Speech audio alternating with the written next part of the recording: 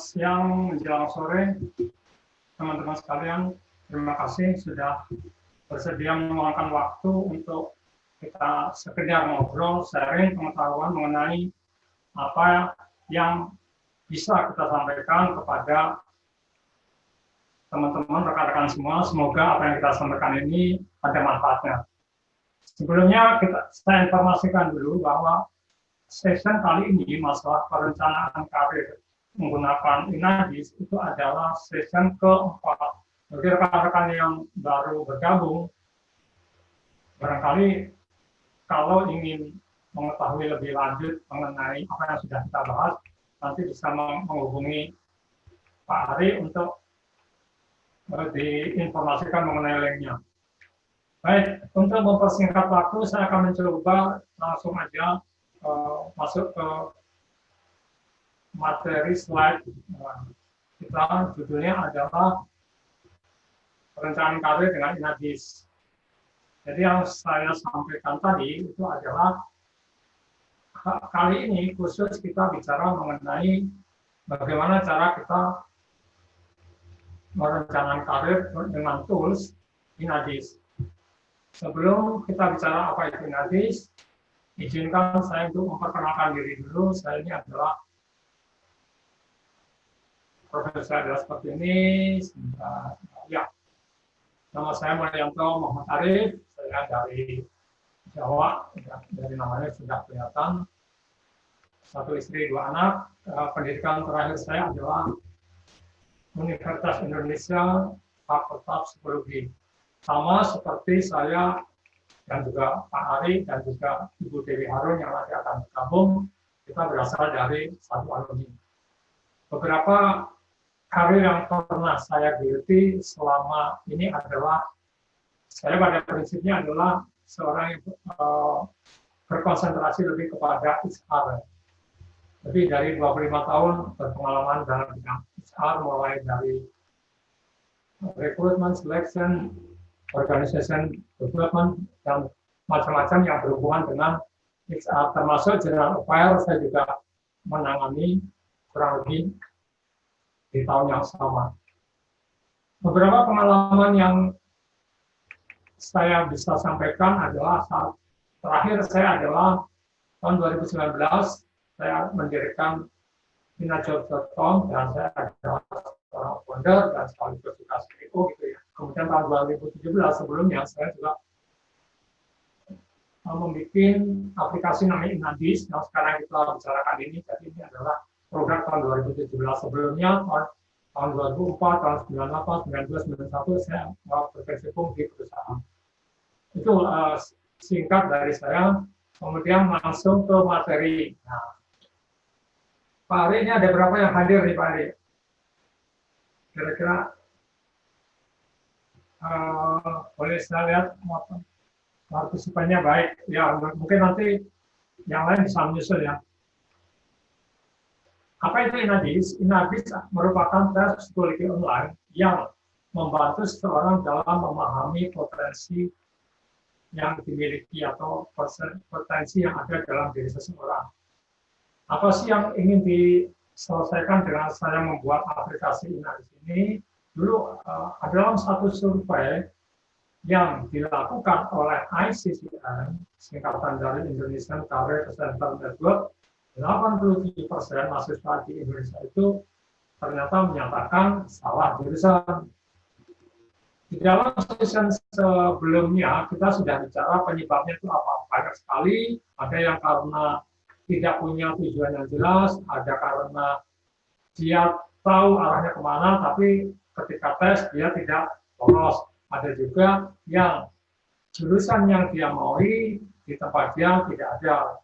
Tapi yang jelas adalah yang paling besar itu adalah dia itu tidak memahami mengenai jati dirinya, potensi dirinya, kelebihan dan kekurangan yang dimiliki.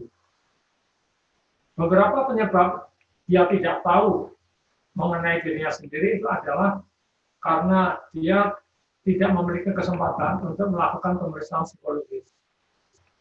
Karena kenapa tidak melakukan asesmen psikologi? Karena beberapa kendala, misalnya tes psikologi itu tidak selalu tersedia di setiap kota di Indonesia, hanya kota-kota tertentu, tidak semua juga kota besar itu ada tes biro yang mengadakan tes psikologi.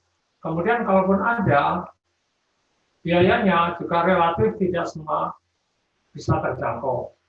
Kemudian juga prosesnya itu membutuhkan waktu yang lama karena biasanya adalah offline, jadi hari itu tes, kemudian beberapa hari kemudian baru hasilnya bisa disampaikan.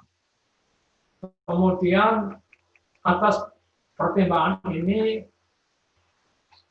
saya beranggapan bahwa kenapa kita tidak bantu mereka itu dengan salah satu tools yang relatif simple, tetapi akurat dan murah gitu. Maka muncullah Inagis.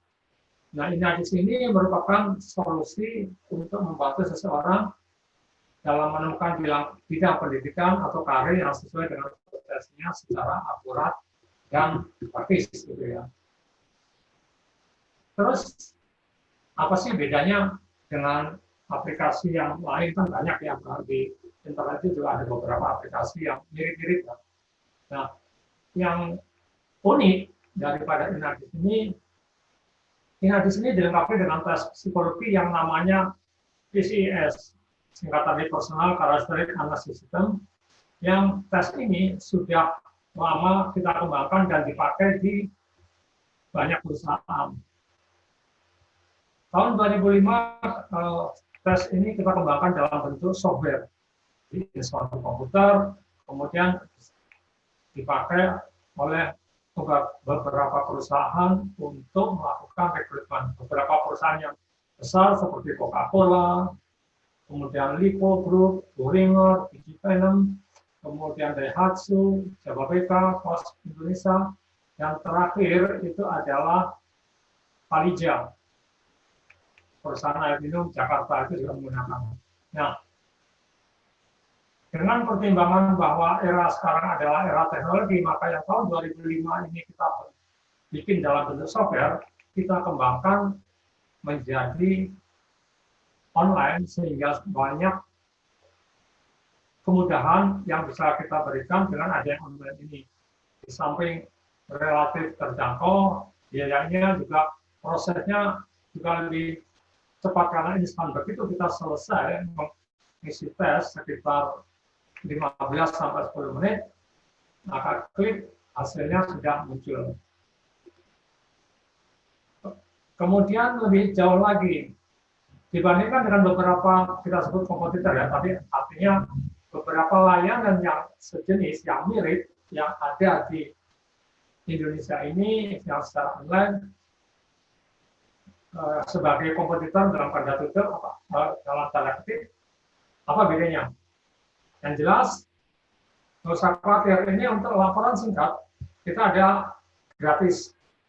Artinya siapapun bisa mengakses Inagis ini, mengisi dalam 10-15 menit yang tadi itu, kemudian dia bisa melihat hasilnya secara langsung. Contohnya seperti ini. Jadi ini untuk laporan singkat. Nanti begitu Anda mengisi, kemudian simpan, maka muncul profil, ini adalah akun, ini kebetulan Mulyanto, kemudian akan ada hasil berupa grafik, kemudian ada penjelasan. Nah, sampai di sini ini adalah free, artinya siapa aja bisa dan tidak dikenakan biaya apapun, tidak mengikat.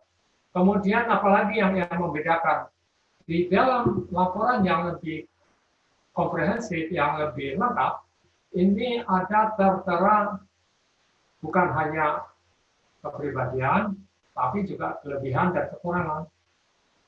Apa sih yang dimiliki, kelebihan apa yang kita miliki, tapi ada juga kelemahan yang perlu kita kembangkan. Nah, terus apa manfaatnya ini? Korelasinya apa?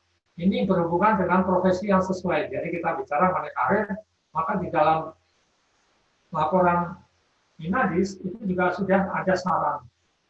Dengan kondisi kepribadian seperti itu, kemudian strength atau kelebihan dalam bidang apa, kemudian kelemahan dalam bidang apa, maka profesi yang disarankan itu apa aja. Nah, ini tertera di dalam laporan berikutnya. Kemudian, bagaimana kita berkomunikasi dengan orang ini, itu juga tercakup. Jadi di samping tadi itu gambaran kepribadian, kemudian strength and weakness, ada lagi cara berkomunikasi yang efektif. Jadi saran gitu. Kalau menghadapi orang seperti ini, harus bagaimana? Nah, itu adalah tertera di dalam laporan yang lengkap. Nah, manfaatnya apa nanti akan kita bicarakan ya. Jadi sudah jelas dengan orang yang berbeda, cara komunikasinya juga tentu beda juga. Selain itu ada lagi di dalam laporan inadis yang lengkap itu muncul gambaran perilaku dalam kondisi stres. Maksudnya dalam kondisi tertekan, dalam kondisi stres, orang ini berperilaku seperti apa. Nah, ini tergambar di dalam laporan inadis yang sekali lagi hanya butuh waktu 10-15 menit tadi. Artinya ini tidak terdapat, mohon maaf, di aplikasi sejenis manapun. Kemudian tidak sampai di situ aja. Inadis ini memang saya katakan tadi unik karena di samping menggambarkan kepribadian, ini juga pengguna ini kita bisa membandingkan tingkat kemiripan. Saya ini tingkat kemiripannya dengan teman saya berapa persen. Jadi kita tentu terlebih dahulu kita harus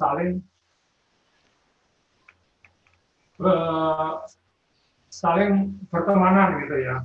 Pertemanan dulu, lalu nanti akan kelihatan teman saya, misalnya Pak Ari, saya di situ akan muncul dengan Pak Ari ini apakah mirip atau tidak mirip, kemudian tingkat kemiripannya berapa persen.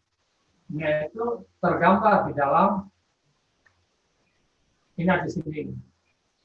Dan yang lebih unik lagi adalah bahwa inadis ini juga bisa dipakai, bisa dipergunakan, bisa dimanfaatkan sebagai sosial media.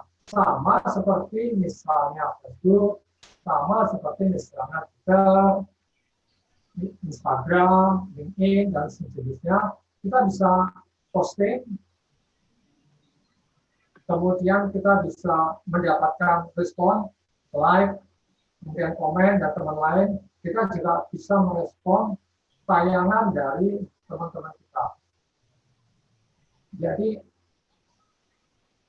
ini mirip dengan Facebook, Instagram, LinkedIn, dan sejenisnya tadi, tetapi nah ini menurut saya lebih unik lagi. Di dalam Facebook, kita tidak bisa melihat tingkat kemiripan kepribadian saya dan teman saya. Tetapi di inadis, kita bisa, ini beda dengan Facebook. Nah, Facebook hanya kita bisa posting, kemudian mendapat komen, tapi seberapa mirip saya dengan teman saya, itu tidak terdapat di sosial media manapun. Berikutnya adalah, terus sekarang kita bicara mengenai manfaatnya. Oke, kalau saya mau menggunakan inadis, apa sih yang bisa saya dapatkan? Pertama, manfaatnya itu adalah untuk hal yang sifatnya personal. Kan tadi kita sudah tahu bahwa inadis itu adalah untuk mengetahui gambaran kepribadian diri sendiri, termasuk strength dan weakness. Jadi, kita bisa mengembangkan apa weakness kita, kelemahan kita, kekurangan kita yang perlu kita kembangkan. Dari mana kita bisa tahu? Dari gambaran strength and weakness daripada inadis. Dari sisi manfaat sosial. Nah, dari sisi sosial, kan tadi ada tingkat kemiripan kita dengan teman. Nah, ketika kita bisa melihat gambaran kepribadian teman, maka kita bisa dipakai untuk apakah itu persahabatan, perjodohan, barangkali termasuk teamwork. Jadi kalau misalnya kita punya teman akrab, kemudian tapi tipenya katakanlah sama, yaitu di dominance, kan kita di sini ada dominance, influence, steadiness, compliance. Nah, kalau sama-sama D itu adalah itu orang-orang yang lebih mandiri, orang-orang yang suka petualangan. Tapi kalau kita berdua punya kemiripan dari sisi itunya, kemudian kita berdua melakukan petualangan, apakah itu pasti, apakah itu naik gunung, atau itu petualangan ke manapun, sebaiknya kalau tipenya itu mirip, akan beresiko ketika nanti mengambil keputusan ketika ada sesuatu yang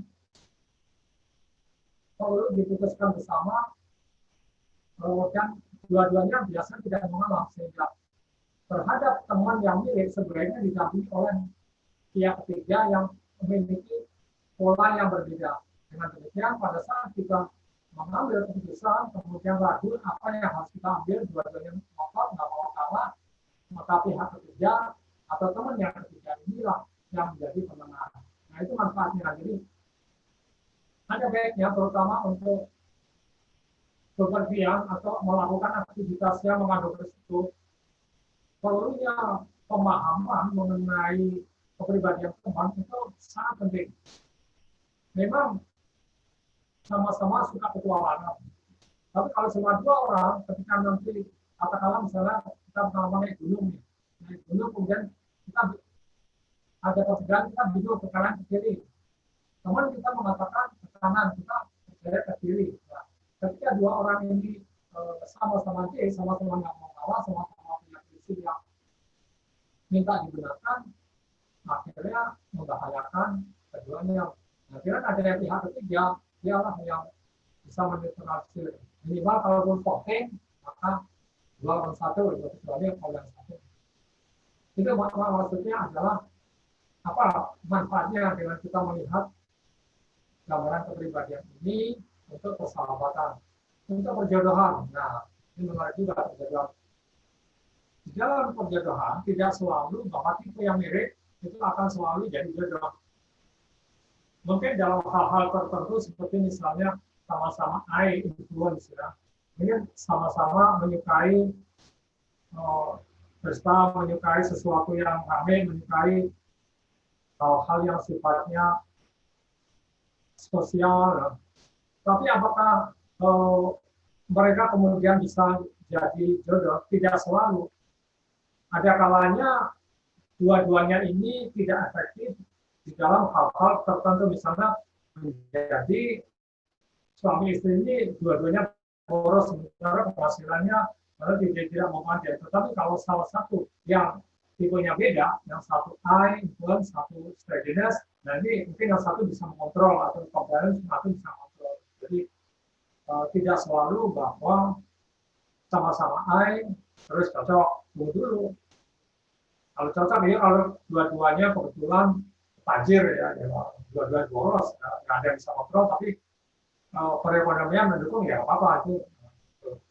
Termasuk teamwork. Nah, teamwork ini tidak idealnya ini dalam satu tim itu terdiri dari 4 tipe kepribadian itu harus masuk semua. Ada yang D dominance, ada yang I influence, ada yang S steadiness, ada C compliance. Kalau semuanya I, memang diskusi akan hidup, tetapi tidak ada solusi yang bisa diambil, tidak ada keputusan yang bisa diambil. Lebih banyak bicara yang ngalor ngidul karena kebanyakan I, atau dalam grup itu timnya lebih banyak di dominance. Yang terjadi adalah gontok-gontokan, ngotot-ngototan, debat sana, debat sini, atau ada lagi yang ekstrim, semua steadiness semua. Nggak ada yang berani ngambil keputusan, semua nunggu data nunggu ini, akhirnya nggak efektif juga. Nah, jadi dalam satu tim idealnya itu adalah harus ada yang dominance, harus ada yang influence, readiness, compliance. So, kemudian dalam profesional, nah ini adalah hubungannya dengan lamaran pekerjaan. Jadi kalau misalnya pekerjaan tertentu, misalnya staff accounting, tentu dibutuhkan orang yang tekun, orang yang teliti, orang yang tahan bekerja dengan rutinitas. Nah, terus manfaatnya juga dari sisi ini adalah untuk pengembangan karir. Jadi kalau perusahaan sudah tahu karyawannya tipe seperti apa, maka karir yang akan dia arahkan itu bidang apa itu akan lebih jelas. Nah, disinilah yang akan kita bicarakan konteksnya adalah perencanaan karir ini bagi perusahaan yang sudah menggunakan. Nah, di sini dia sudah mengarahkan kemana arahnya.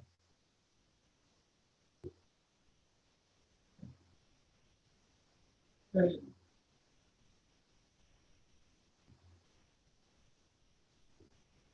Ya, contoh daripada website itu seperti ini. Jadi kalau nanti sudah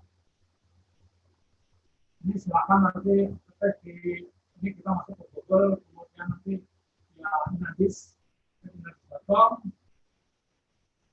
kemudian nanti akan tambah, kemudian nanti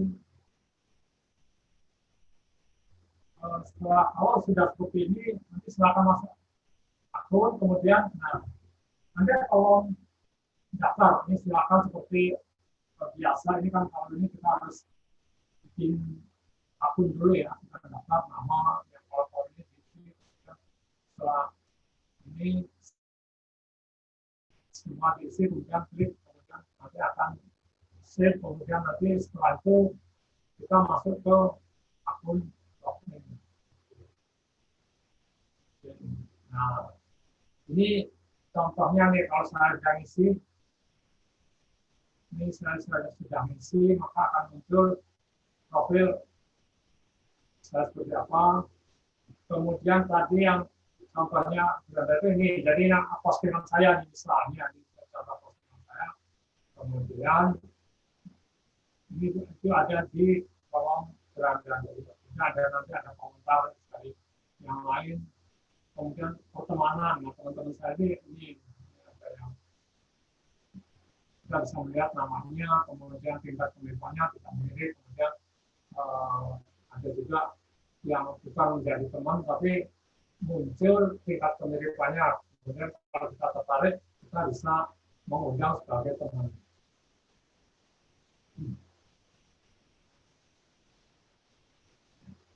Ya, sementara itu aja.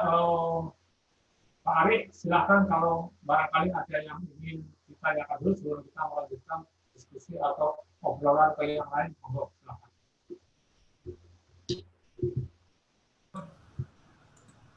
Nambah dikit mungkin dari saya, minta dijelaskan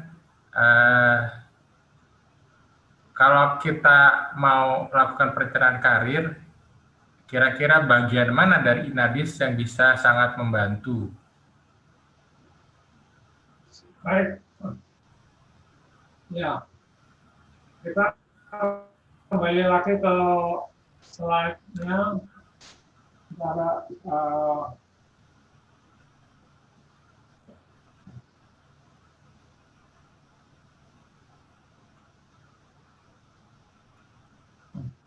Baik, jadi pada prinsipnya untuk perencanaan karir seperti yang tadi Pak Ari sudah sebutkan itu adalah pertama tentu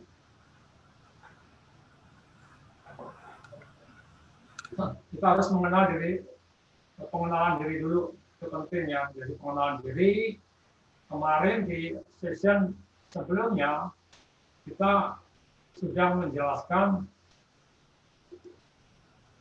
bahwa cara pengenalan diri itu ada macam-macam, ada introspeksi diri, ada minta masukan dari teman, dan juga alat bantu seperti yang kita hari ini pakai.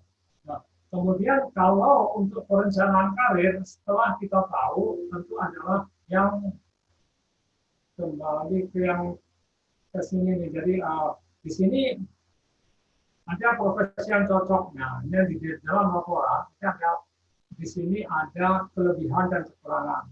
Jadi di dalam hadis itu kan tadi yang ada orang yang kepribadian. Saya ini orangnya bla bla bla bla bla.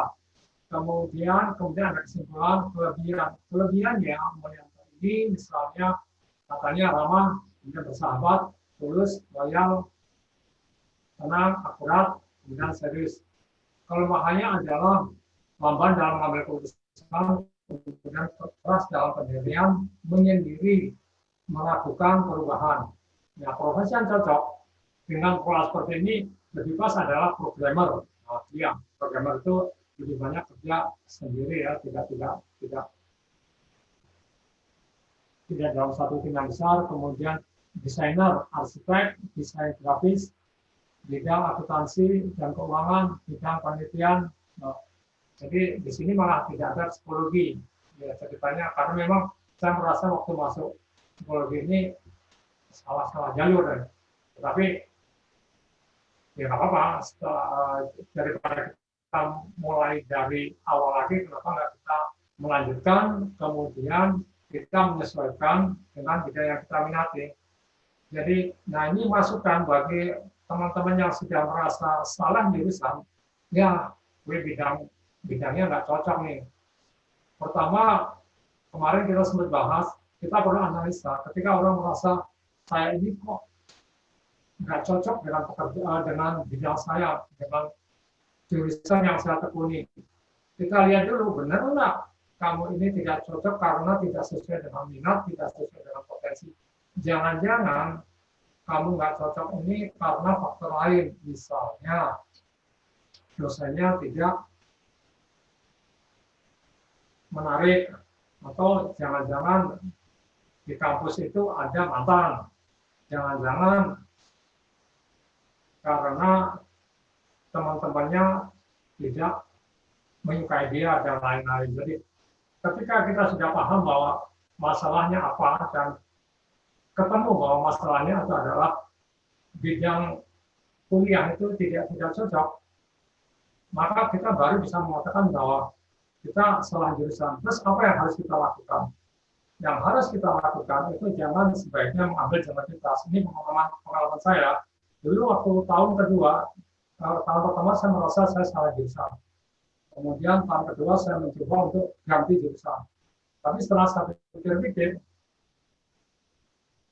ternyata pengertian saya salah jurusan itu tidak selamanya tepat.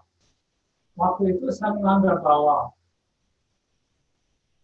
profesi psikologi itu identik dengan konselor, identik dengan motivator, identik dengan orang yang selalu memberikan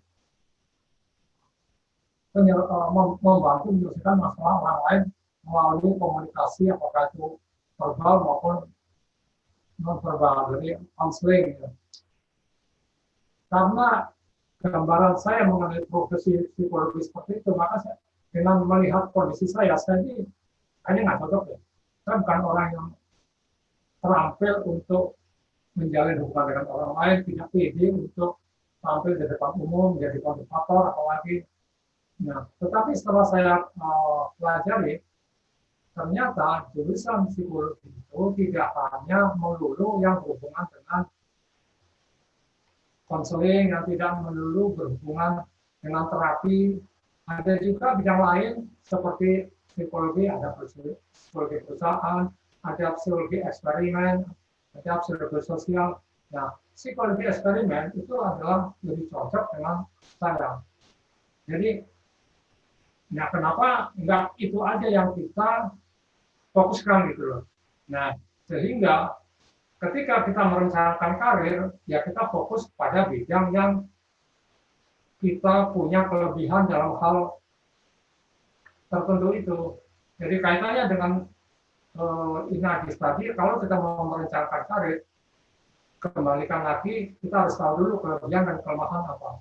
Nah, dan kembali lagi ke contoh saya adalah ketika bekerja, saya itu ditempatkan di bagian HRD, memang bidang saya itu. Tetapi HRD itu saya lebih fokus kepada aspek rekrutmen dan pengembangan. Saya kurang fokus untuk misalnya melakukan coaching and counseling. Kemudian atas dasar minat dan kelebihan menurut saya yang saya miliki, maka saya mengembangkan alat tes untuk mengukur potensi dari calon karyawan dalam hal rekrutmen. Jadi penekanan saya adalah kepada tes, pengembangan tes. Tetap bidang-bidang HRD karena tapi kalau sudah menyangkut masalah penegakan disiplin, kemudian harus membuat SP, saya ini orangnya tidak tegaan. Dan itu dari sisi itu HRD-nya saya nggak pas untuk mengambil tindakan yang tegas. Tapi bukan berarti saya nggak cocok dengan HRD. Kan bidang HRD bukan hanya menegakkan disiplin, bukan hanya memberikan konseling-konseling, tapi juga ada bidang lain, pengembangan dan rekrutmen. Jadi di situ Pak Ari, jadi kaitannya adalah kalau kita mau mengembangkan karir, apakah itu sudah terlanjur, apakah itu baru memulai, mari kita lihat dulu menggunakan tools, salah satunya adalah Inadis ini. Oke, saya lihat dulu, kemudian kelebihan, kelemahan, kemudian kira-kira profesi apa yang mirip-mirip dengan yang sekarang kita lakukan. Ini kan di bawahnya itu ada profesi yang cocok. Itu Pak Ari. Oke, terima kasih Pak Mulyanto, Mas Mulyanto. Bersama kita juga sudah ada Ibu Dewi Harun, mungkin ada yang ingin disampaikan. Bu Dewi Harun. Ya. Lanjut dulu deh, Pak. Lanjut dulu, nggak apa-apa. Apa namanya? Baik. Ya, baik sambil menunggu Ibu Dewi. Jadi kemudian termasuk bagaimana cara berkomunikasi di dalam pengembangan karir ini kan karir tidak hanya pekerjaan, tadi Pak Arif sudah mengembangkan bahwa karir itu sebenarnya seumur hidup. Nah, termasuk dalam keluarga pun karir perlu dibina, yaitu bagaimana kita menjalin keluarga yang lebih harmonis, lebih efektif, apalagi sekarang dengan masa pandemik, yaitu mari kita mencoba untuk menggunakan pola komunikasi yang efektif. Nah, kontribusinya dari Inadis ini terhadap komunikasi, apakah itu dalam keluarga, dalam pekerjaan, atau dalam sosial, ini adalah kita membantu ketika orang dengan tipe tertentu, maka kita bisa melihat harus bagaimana menghadapi dia. Ada contoh misalnya, kita kebetulan pernah membantu sepasang suami istri yang ya dia sudah beberapa tahun menikah, tapi sepertinya belum menemukan pola yang pas karena dalam beberapa hal mereka masih suka bermasalah dengan komunikasi.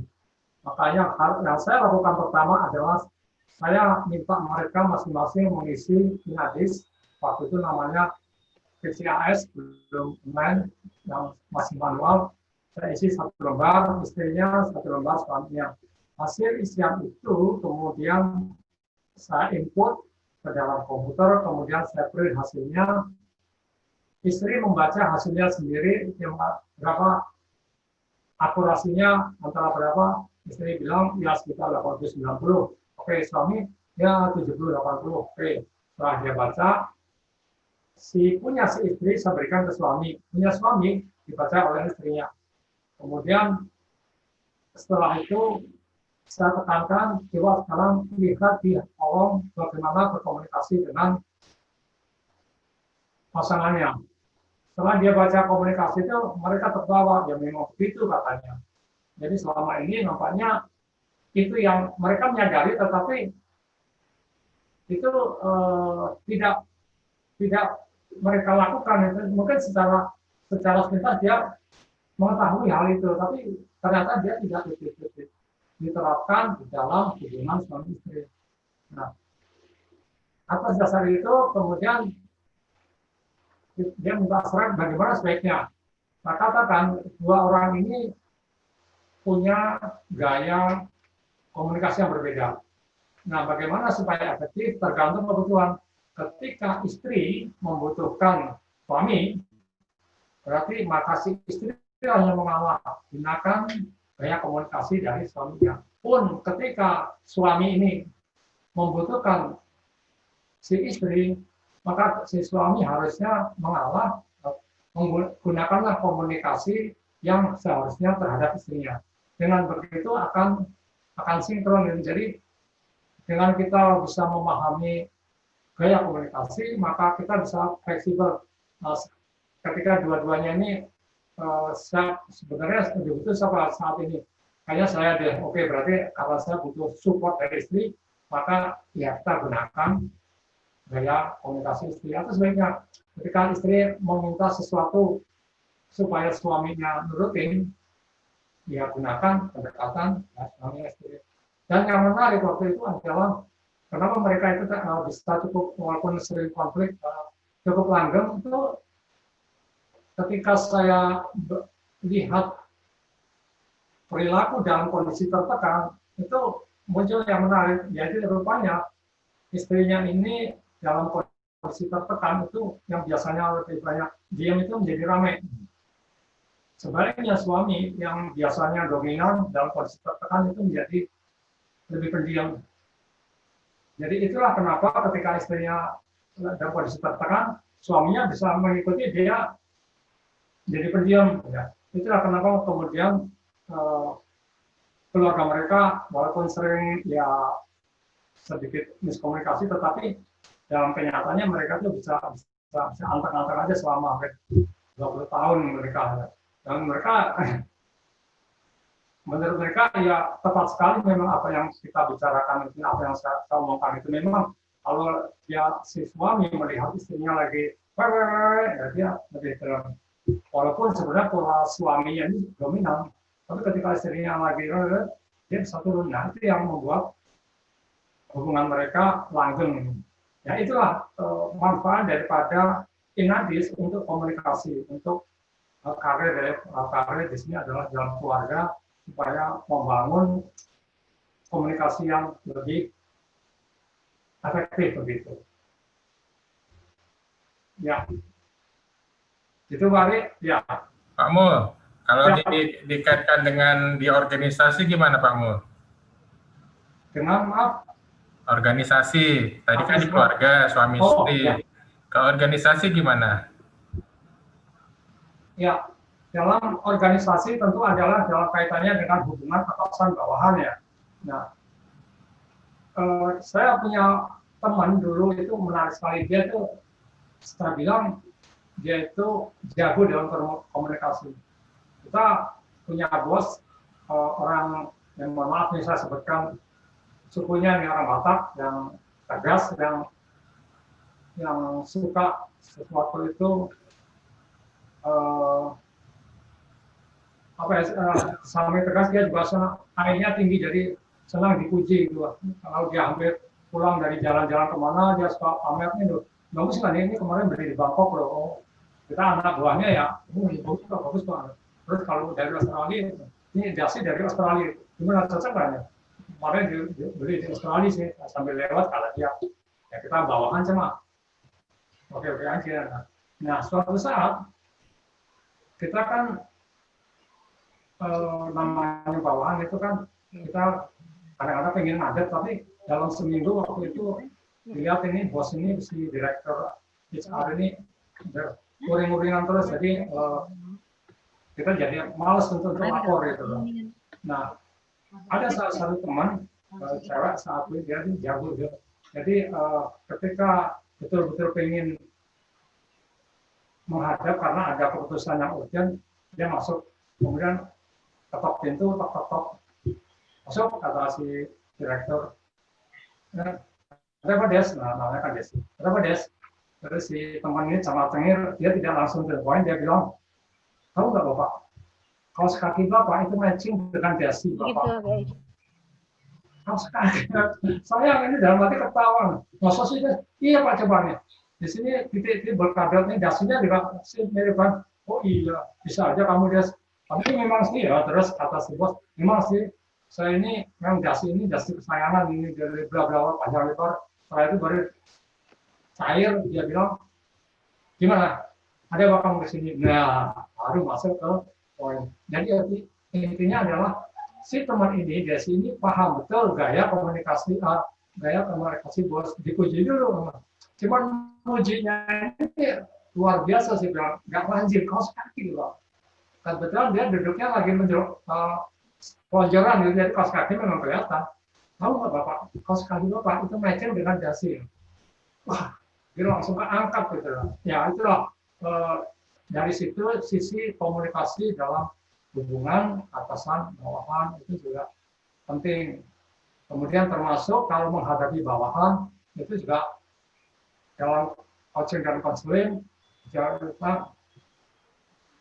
gunakan dengan pola yang sesuai dengan bawahan. Gitu. Jadi termasuk memberikan feedback. Kalau kita ingin mengubah bawahan kita, memberikan feedback, gunakan pendekatan yang sesuai dengan pola.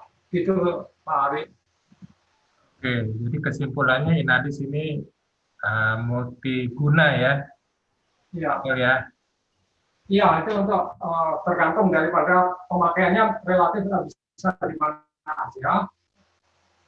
Jadi apakah untuk sekolah, penjurusan, kemudian pemilihan karir, kemudian komunikasi, termasuk pertemanan, teamwork. Jadi yang saya katakan tadi dalam satu tim itu jangan di pola satu sama semua. Jadi termasuk kembali lagi, masih dalam organisasi juga itu juga untuk analisa tim ya. Jadi dalam satu departemen itu perlu dianalisa ini orang-orangnya tipenya apa aja. Jangan-jangan terlalu dominan oleh satu tim ya, oleh satu tipe. Nah,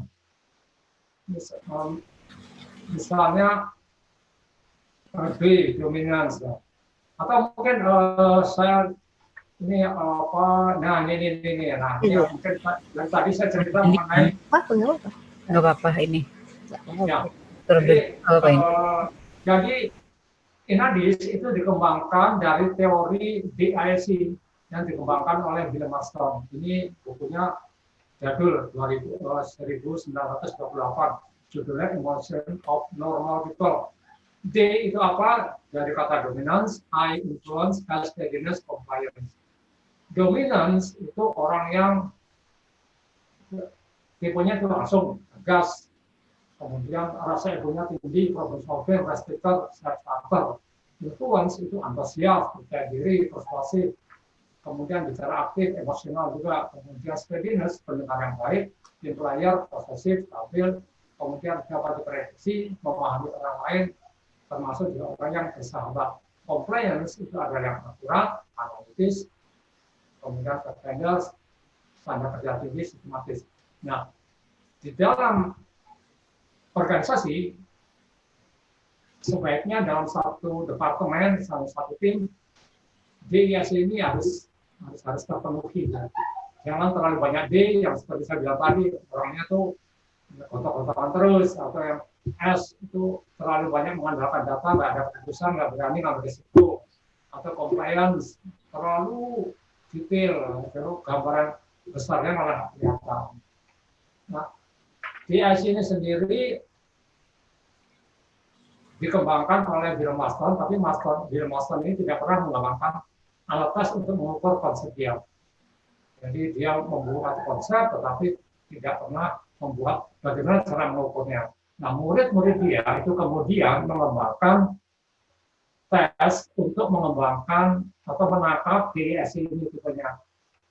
Karena tidak ada patokan yang baku, maka murid-muridnya ini kemudian mengambil tes atau membuat tes dengan versi masing-masing.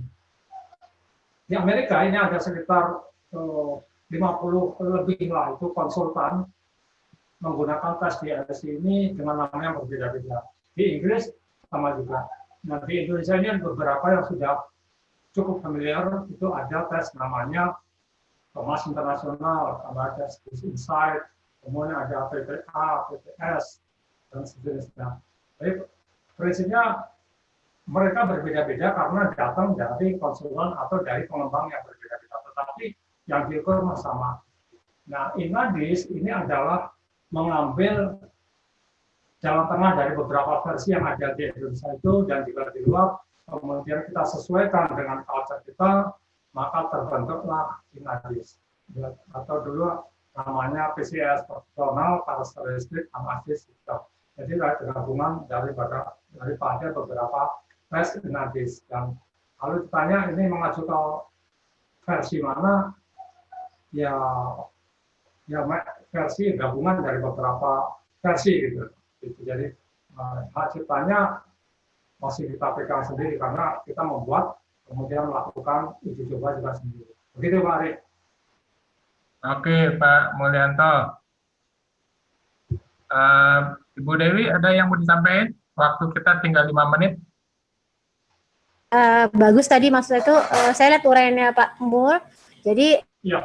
Penggunaan alat ini adalah tidak semata-mata untuk yang selama ini ada, misalnya hanya untuk hanya untuk misalnya orang bekerja gitu loh. Jadi banyak kegunaan dari alat ini yang bisa dipakai, dan jadi bukan hanya pada waktu awal dia bekerja, dia di rekrutmen, tapi justru malah setelah itu, ya kan? Setelah itu bagaimana pola di kantor, yang dimana masalah di kantor itu sering terjadi masalah komunikasi karena tidak memahami orang yang lain. Nah biasanya itu menjalar ke masalah-masalah lain itu di kantor. Yang kedua, yang pertama bagaimana milih jurusan dan sebagainya, bagaimana dimilih karir, dan setelah itu bagaimana dia mengembangkan karirnya, atau bagaimana di kantor adalah suasana di kantor, bagaimana dia berkomunikasi dengan orang lain. Karena sekarang di pekerjaan itu bukan sekedar misalnya sendiri, tapi membutuhkan teamwork yang luar biasa dari masing-masing orang. Jadi itu. Kemudian yang tambahan lagi bahwa ternyata Inadis juga bisa dipakai dalam masalah keluarga, dan sekali lagi sama dengan di kantor juga, masalah utama di keluarga adalah masalah komunikasi. Komunikasi yang dibangun di keluarga itu akan menjadi masalah-masalah yang lainnya. Inti sama dengan di kantor, di keluarga walaupun misalnya personalnya tidak sebanyak di kantor, tapi diperlukan ada teamwork dari keluarga itu. Jadi tidak bisa satu pihak misalnya dominasi dari pihak yang lain. Suami tidak bisa dominan, istri tidak bisa dominan, anak pun tidak bisa dianggap sebagai cuma follower doang, gitu loh. Jadi semua pihak itu harus saling bisa memahami, dan caranya bagaimana memahami masing-masing orangnya itu adalah dengan alat yang pakai Inadis tadi itu, seperti itu. Jadi saya melihat bahwa adalah bagus sekali, banyak hal yang bisa dipakai sehingga membuka pengertiannya orang selama ini hanya misalnya dipakai hanya untuk karir di awal aja, saya rekrutmen lah seperti itu. Jadi banyak hal didapat, dan nanti mungkin saya rasa dari intinya dari pengenal kita, khususnya untuk masalah komunikasi, karena saya suka di bidang komunikasi juga itu ya. Memang salah satu cara yang pertama adalah kita mengenal diri kita sendiri dulu. Jadi dengan Inadis kita bisa tahu diri kita sendiri dulu, ya kan, seperti itu. Seperti apa kita ini gitu. Kemudian setelah itu kita mengenal orang lain nih, orang seperti apa. Nah, dengan cara kita tahu diri kita dan tahu orang lain, kita tahu pola komunikasi apa yang harus dibangun, ya kan? Jadi misalnya tadi, ini kita tidak bicara kesukuan nih, tidak bisa biasa stereotype, nggak bisa jadi itu, tapi kok ada culutukan, misalnya gini, orang Sumatera itu bawaannya keras, ngomongnya itu ceplas-ceplos, ya kan? Kalau orang Jawa itu bawaannya kalem, bawaannya nggak mau terus terang. Dan dia tidak suka bicara keras gitu. Meskipun Jawa ini dibalik-balik lagi, misalnya Jawa Timur, Jawa Tengah, Jawa apa. Tapi kalau dibilang mayoritas orang Jawa itu dibilang lebih kalem lah daripada orang Sumatera, ya, seperti itu. Nah, jadi dengan misalnya ada pernikahan nih antara misalnya paling gampang aja yang kalem itu adalah orang Jogja gitu ya, orang Jawa Tengah nih kalem nih. Dia menikah sama orang Batak gitu kan. Ya kan semua. Sama Batak. Ya, artinya memang bahasa mereka keras. Ya kan? Keras itu bukan berarti mereka marah gitu. Tapi memang mereka jadi seperti itu, gitu kan gitu. Nah, beda kultur ya seperti itu. Dan sementara orang misalnya orang orang Jawa Tengah gitu. Dia nggak bisa belak-belakan Misalnya dia nggak suka terhadap perlakuan istri suaminya itu, nggak bisa ngomong itu, dia diem aja. Ditanya, kamu mah anu nggak suka nggak? Bilang dong nggak suka. Semakin kamu bilang keras, semakin nggak ngomongnya nggak gitu tuh. Ya. Nah, jadi artinya itu ada perbedaan kultur itu harus diketahui kita juga. Belum tentu misalnya memang nanti ini contohnya aja kultur, masalah kultur. Nah, di dalam juga dalam perusahaan juga sama gitu loh. Kulturnya juga ada loh, kultur misalnya perusahaan ini kulturnya itu biasanya mengikuti kulturnya dari pimpinannya gitu. Kalau pimpinannya model kalem, ya kan, artinya itu kalau ada karyawan baru masuk ceplas-ceplos, pasti nanti dipandang yang lain nih, kok gimana sih nih gitu, seperti itu. Hal yang aneh gitu loh, ya kan, seperti itu. Nah, misalnya nanti, tapi ada perusahaan lain ini udah lama pimpinannya misalnya, meskipun dia mungkin orang Jawa, tapi dia mungkin ternyata dia lama di Medan gitu, lahir di Medan seperti itu. Nah, dia ternyata lebih atau dari luar negeri misalnya, yang biasa menginginkan seluruhnya harus bisa mengutarakan pendapatnya. Jadi tiap meeting dia menginginkan semuanya jujur berbicara usulnya atau unek-uneknya seperti itu. Nah, tapi kan karyawannya mungkin berasal dari kultur yang dia baru, yang dia nggak biasa seperti itu. Dia masih aja nggak tahu cara bicaranya seperti itu. Nah, ini saya rasa, jadi dibilang akhirnya karyawan ini dikatakan tidak berprestasi, tidak punya usulan, tidak berani misalnya memberikan pandangan seperti itu. Nah, akhirnya kalau kita misalnya tahu bagaimana dia sebetulnya dari kepribadian dia, jadi kulturnya bisa dipakai patokan ya, saya bilang tadi ya, bisa kan pernikahan bercampuran dan segala macam orang bergaul. Saya rasa lebih tepat pakai inadis tadi, ya kan, bisa tahu kita. Jadi meskipun ternyata belum orang Jawa, dia bukan seperti itu, karena dia udah lama di luar negeri misalnya gitu kan. Ternyata misalnya meskipun dia orang Sumatera, misalnya orang Medan, dia kuliahnya di UGM udah 10 tahun di Jogja, jadi udah terpengaruh dia dengan suasana itu, ya kan. Jadi tapi kita dengan cara pakai inadis, kita akhirnya tahu. Dan bagaimana tadi sudah diuraikan kan, ada DSC tadi segala macam, semuanya itu sifatnya itu, jadi kita menyesuaikan diri nih, jadi tidak menjudgment gitu. Intinya tadi itu, tidak menjudgment orang seketika, tapi kita bisa memahami orang. Sehingga kita pun bisa menyesuaikan cara bicara kita, bagaimana kita memperlakukan, bagaimana kita membangun komunikasi dari suatu teamwork tadi itu. Karena tadi balik lagi bahwa suatu perusahaan adalah teamwork, kemudian satu rumah tangga juga teamwork juga. Saya nambah itu aja.